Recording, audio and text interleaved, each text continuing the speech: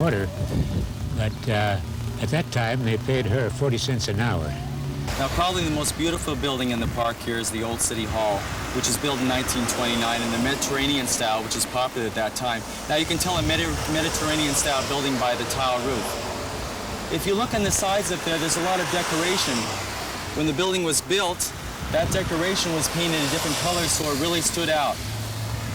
Well, why don't we go inside now and get an inside look at the Old City Hall?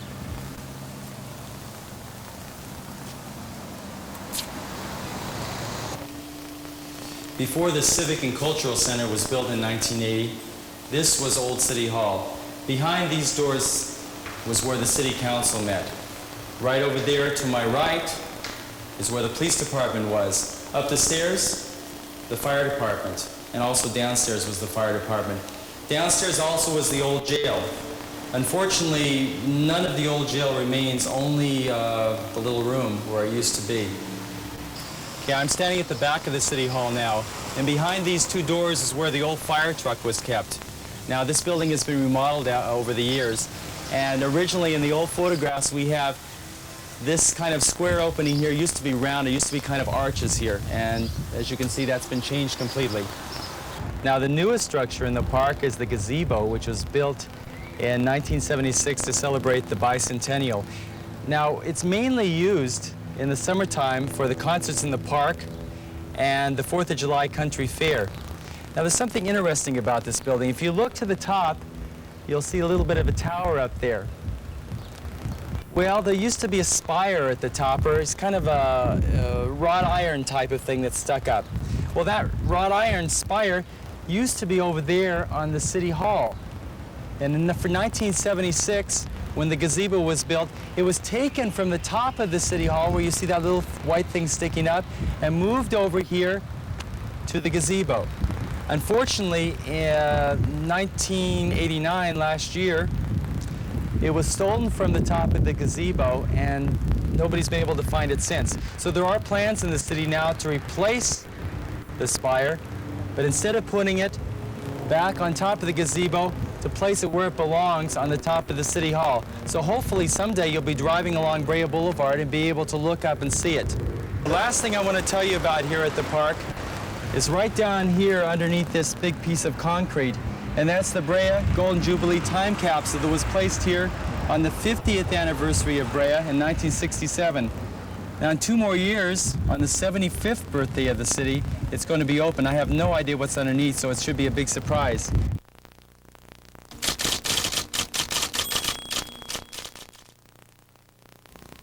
Back in 1929, construction was completed on Brea's new City Hall building next to City Hall Park. Looking back at old pictures, you can see on top of the structure a tower with an 8-foot spire made up of interlocking circles and globes of wrought iron. This spire was taken down some 20 years ago when the building was modernized with planters and brickwork. Don Fretwell is a Brea Maintenance Services building technician who remembers the spire well. We took it down, and for a year or two before we started building the gazebo, then we decided that it would be a good place to put it on the gazebo, so we installed it on the gazebo. Then in later years, it seemed like it disappeared off the gazebo and has never been found lately. According to Brian Saul, chairman of the Brea Historical Committee and vice president of the Sister City Association, he noticed the spire missing one Saturday morning and began a search of the area. The spire was never found. Foundry owner Javier Guerra of our sister city Lagos de Moreno made a duplicate spire and has given it to the city of Brea as a gift. On February 4th, the spire arrived in Brea, and on February 17th, in an official ceremony coinciding with the city's 74th birthday, Mayor Wadeen, along with many Breans, dedicated the spire on top of historic Old City Hall. For Video Brea Line, this is Scott Pettinger reporting. The next time on Video Brea Line, we're going to be taking an alley tour of Brea. So that should be exciting. For Video Brea Line, I'm Brian Saul.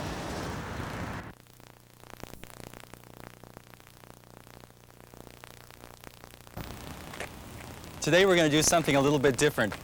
Instead of taking you somewhere in downtown Brea and showing you something you've probably seen before, We're going to take you down some of the back alleys of Brea. I mean, literally down the alleys of Brea to show you something that you've probably never seen before. And right now I'm standing near the intersection of Brea Boulevard and Ash Street, and behind me over here is one of those things that you've probably never seen.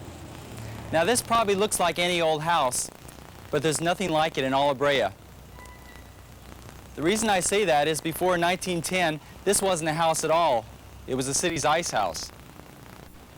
Back at that time, there weren't any refrigerators in the city, so what people had to do in order to keep their milk and their food from spoiling is to come to a place like this, get a big block of ice, take it home, and put it in something called an ice box.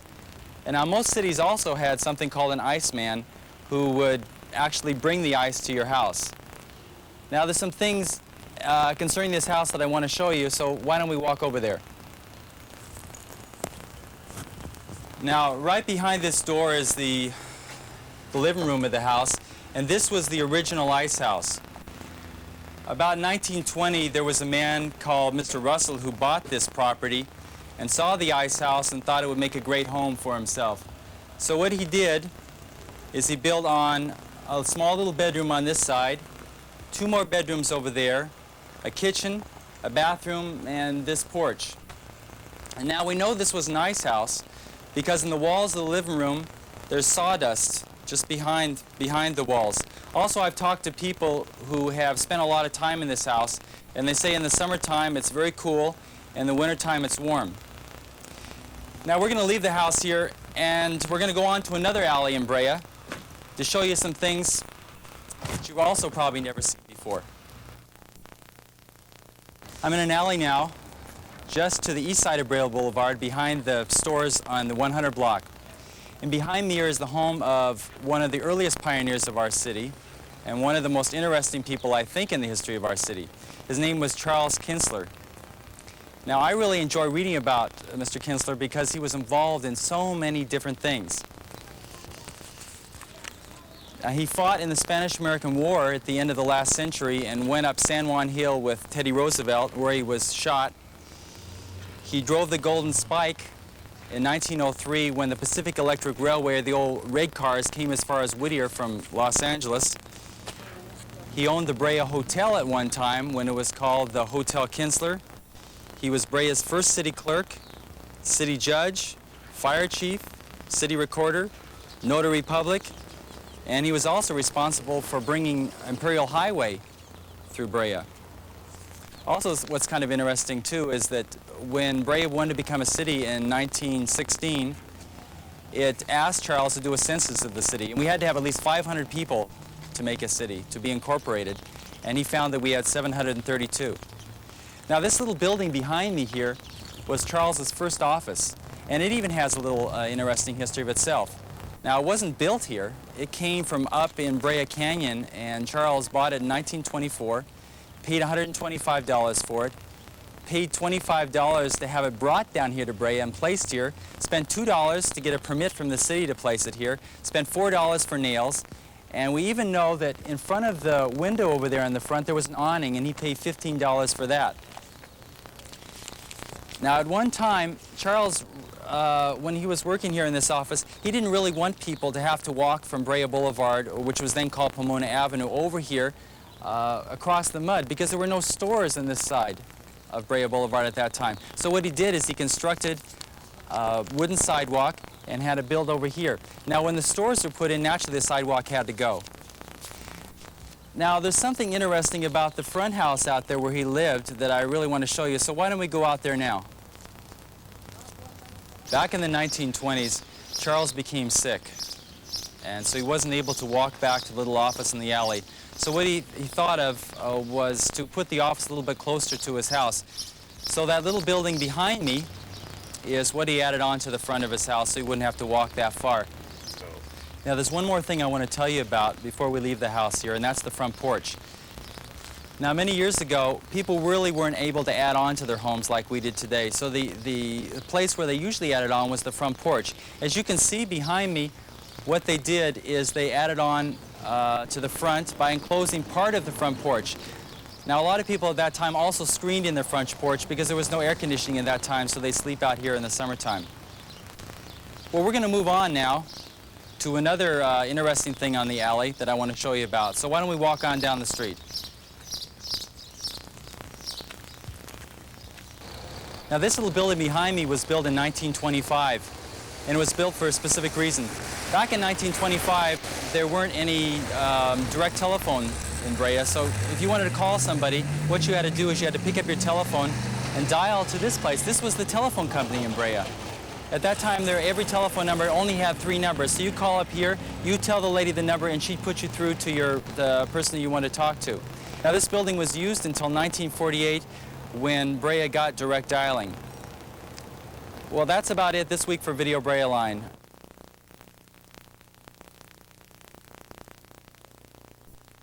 I'm standing here at the eastern end of Brea in Carbon Canyon. Now outside the temperature is about 90 degrees, but if I'd been standing in this spot in 1949, I'd probably have cold feet. And the reason I say that is because in the winter of that year, there was a big storm that hit this area and covered everything you see around me with snow. Now this was the first snow to hit Brea since January 15th, 1932, when 4 inches of the white stuff covered the ground around us.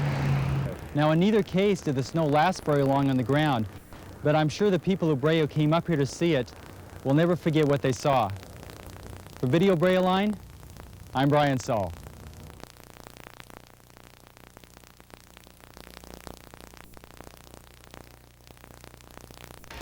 You're probably wondering why I'm standing here in the street. Well, this particular street, or this particular block, the 100 block of Walnut just west of Brea Boulevard, is part of the original subdivision of Brea in 1908. Of course, the town at that time wasn't called Brea, it was called Randolph. And what happened is the Ontario Land Development Company came in here and bought all the land in what is now Old Brea, surveyed it and divided up in different lots for use for residential or commercial purposes, the commercial purposes being on Brea Boulevard. Well, you can imagine that if this is one of the first streets of Brea, these houses that are on both sides of me are probably among the oldest or the oldest in the town, and they are. In the early years of our history here in the town, men from all over the United States would come to Brea to work behind me up in the oil fields. Now, most of them were single, but some of them were married, and they really didn't have enough money to send for their families to bring with them out here to California. So what they did is they work up in the fields until they had enough money, and then they would bring their families to maybe a street like this, and they would purchase the land, purchase a piece of property, and build a house similar to the ones that we see on both sides of us. Now they needed a house that was sturdy, a type of house that was sturdy and kind of inexpensive to build. So they chose a type of architecture that was really popular at this period of time, around 1910, 1909. And that was called the Craftsman Bungalow. Now this house over here on my left is a really old example of a Craftsman Bungalow. Now this particular house was built in 1909, making it one of the oldest, if not the oldest, house in the city. Now one of the characteristics of a Craftsman Bungalow is some posts that would hold up the front porch. And usually all Craftsman Bungalows would have a front porch.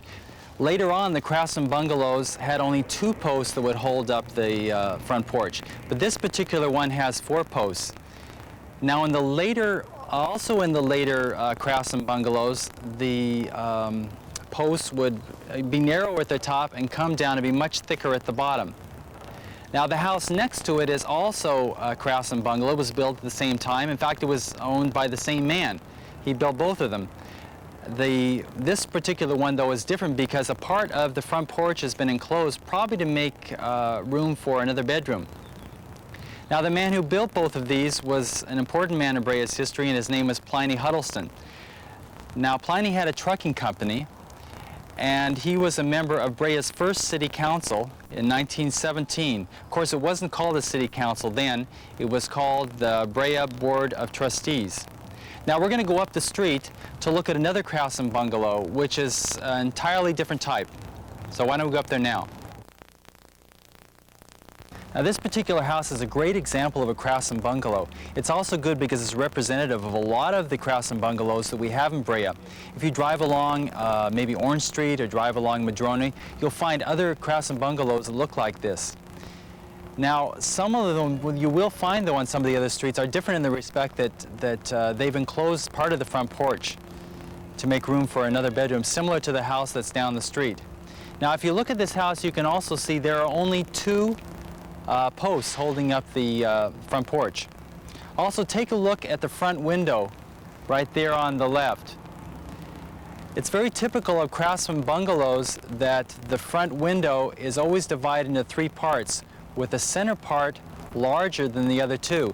The same is also on the right. You can see that that window is also in three parts with a larger part in the center.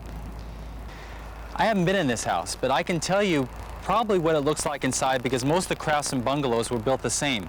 You'd walk up the steps here, you'd enter the door, you come into the living room. You'd walk straight ahead into the dining room. There might be an arch dividing the two rooms, or it just might be all open. In the dining room, you will find a lot of built-in things, like a built-in buffet or sideboard where the women at that time would keep their silverware and also keep their dishes. As you pass a little bit further on, you come into the kitchen. Now, the old Victorian houses had a large kitchen, but usually in the craftsman bungalows, they were very small. The bedrooms, sometimes there were three, usually there were only two bedrooms, would be either off the living room or off the dining room. So the people really didn't have much privacy.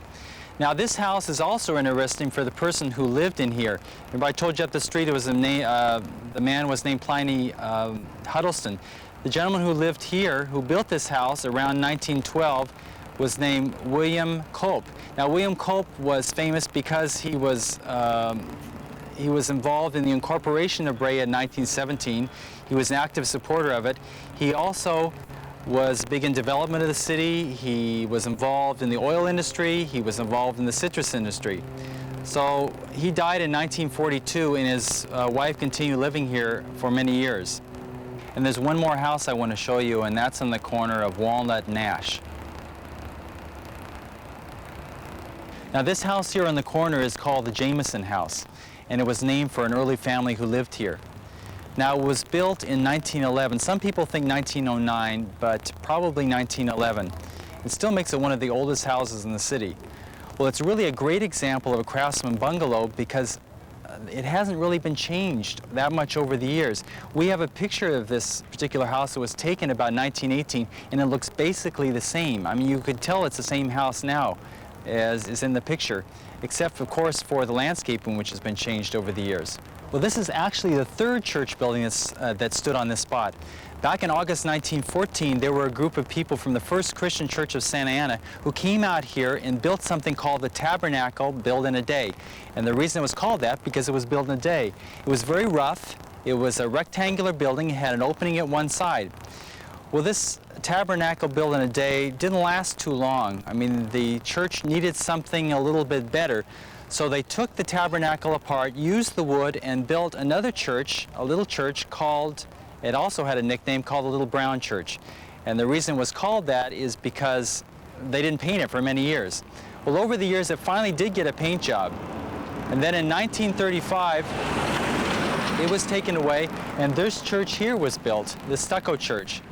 Now, the little old church, Little Brown Church, didn't go to waste because it was actually picked up and moved to the back of this church and attached to the back and is now used as a social hall. Now, if you look up here in the tower, this is actually a bell tower and there's no bell. Originally, there was a window up there, and behind that window there was a little room, and inside that room a Sunday school class was held. Well, the Sunday school class is gone, the window is gone, but the room back there is still there, and it's now used as an office for the minister.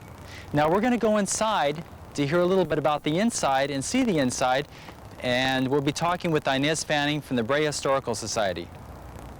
Inez, I mentioned outside you had a special interest in this church. What is that interest? I have a very special interest. This is my church. I was put on the cradle roll when I was 9 days old. A cradle roll is a listing of the newborn babies in the congregation, and a lovely lady came to my parents' home and made out a certificate, which I still have, saying that I now was a member of the congregation. Of course, I grew up in this church and was married here. Now, can you tell us something about the inside of the church, something maybe about... Yes, I can tell you a great deal about the building of this edifice because it was built by the men in the congregation, plus the minister himself did all the work. In fact, my father, in his desire to get the roof on fast, was up there nailing on shingles and fell off the roof, but he had no permanent injuries. The inside painting and all, there was no carpeting at first. Of course, there were never any cushions. But the light fixtures were very lovingly donated by a member of this congregation, Robert Bates. Robert Bates was the teacher of the metal shop class out at the high school. He also had a class of young boys in the Sunday school. And so between the metal shop class and the Sunday school boys, these lovely fixtures were forged out at the high school and hung for all to see, and they have lasted all of this time. Another thing that I recall with very fondly is having been the church pianist. At the age of 12, I played for the Sunday night service. That was the beginning. And from then on, I have played and still play for this congregation, the piano and the organ. And I have played for many, many, many weddings through the years.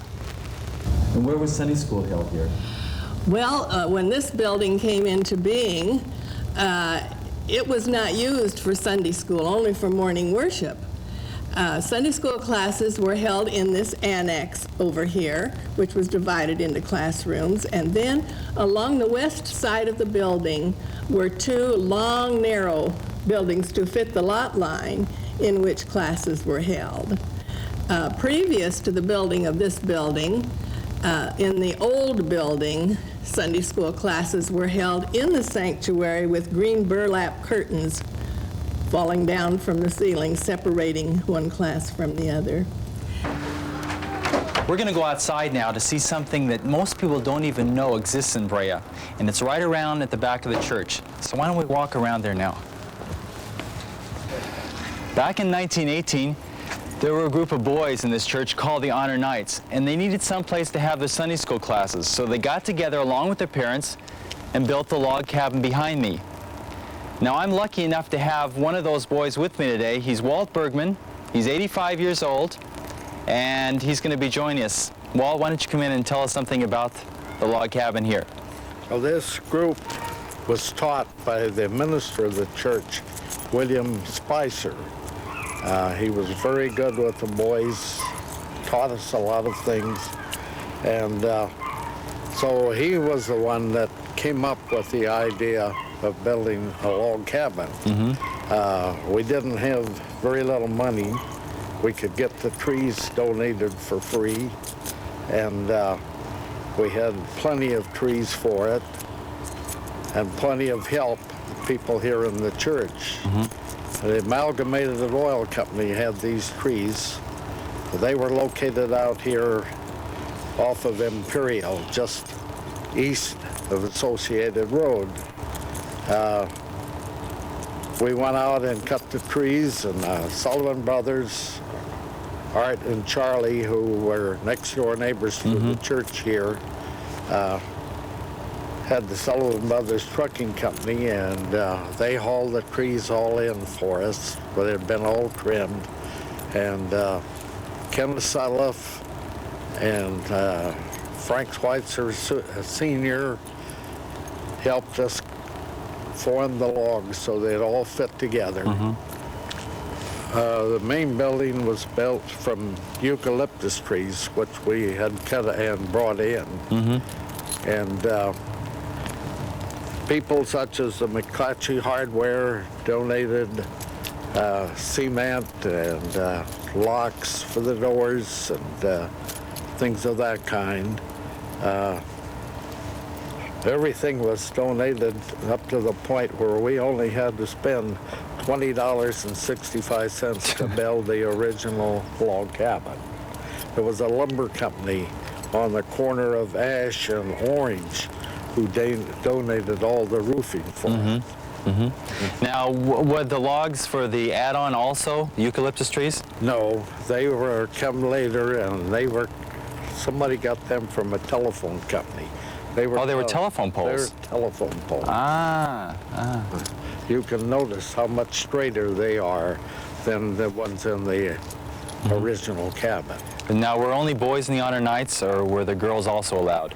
Well, it was all boys at first, and then as we got up into high school age, latter part of high school, they took the girls in too.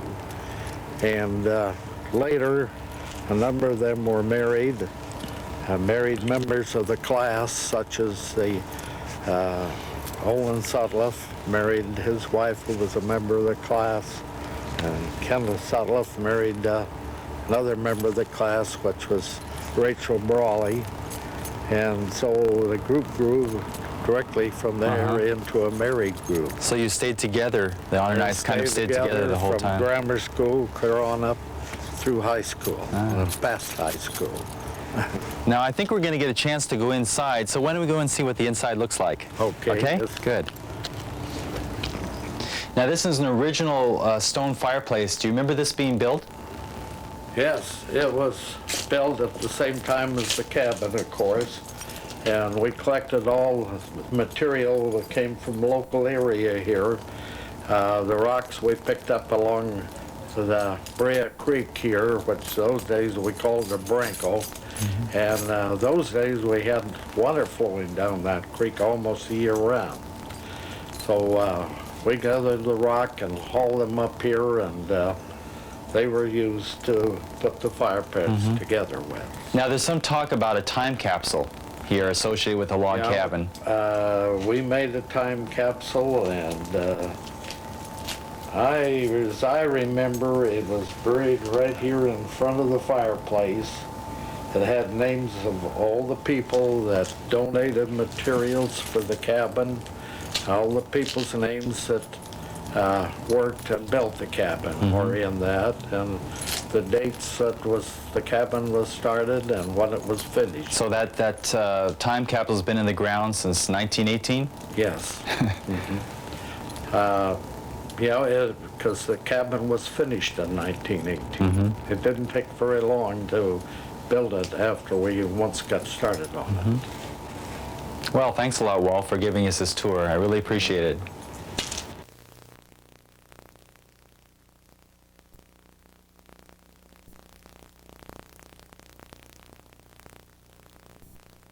Look around me here. Big, relatively new homes, right? I know this seems like kind of a strange place to talk about Brea history, but what occurred here in the past is one of the least known but most interesting events that ever occurred here. I'm standing here on St. Crispin Street, right near the intersection of St. Crispin and Napoli in the Landmark homes, which are just west of the intersection of Lambert and Brea Boulevard. Today I brought with me a bat, a ball, and a mitt. And if I'd been standing in this spot in 1924, chances are I'd be using them. And the reason I say that is because just about where I'm standing, there used to be a baseball diamond. But it wasn't the baseball diamond that makes this spot so important, it's who played on this baseball diamond. And it was none other than Babe Ruth and the great fastball pitcher, Walter Johnson. Walter grew up just east of here on the old Santa Fe lease in the little town of Olinda, which is just as you enter Carbon Canyon.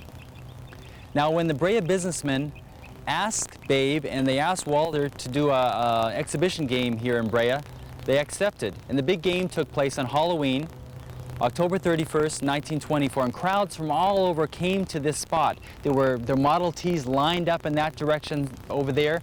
And as I said, the diamond was right here. Now, records show that no great playing was done that day.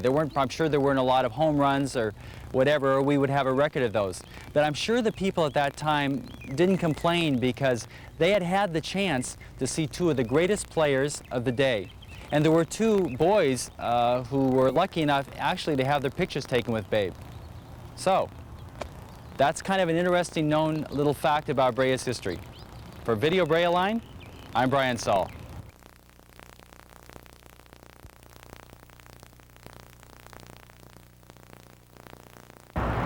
guess it's not too hard to figure out where I'm standing right now. I'm right in the middle of Brea Boulevard, and over there behind me is Sam's Place. And that two-story brick building behind Sam's is Brea's first city hall, the Sewell Building. Now you're probably wondering, why is this guy standing in the middle of the street? Well, the reason I'm here is because I want to tell you something about the history of Brea Boulevard, or Pomona Avenue as it was called in its early years. Back before 1915, where I'm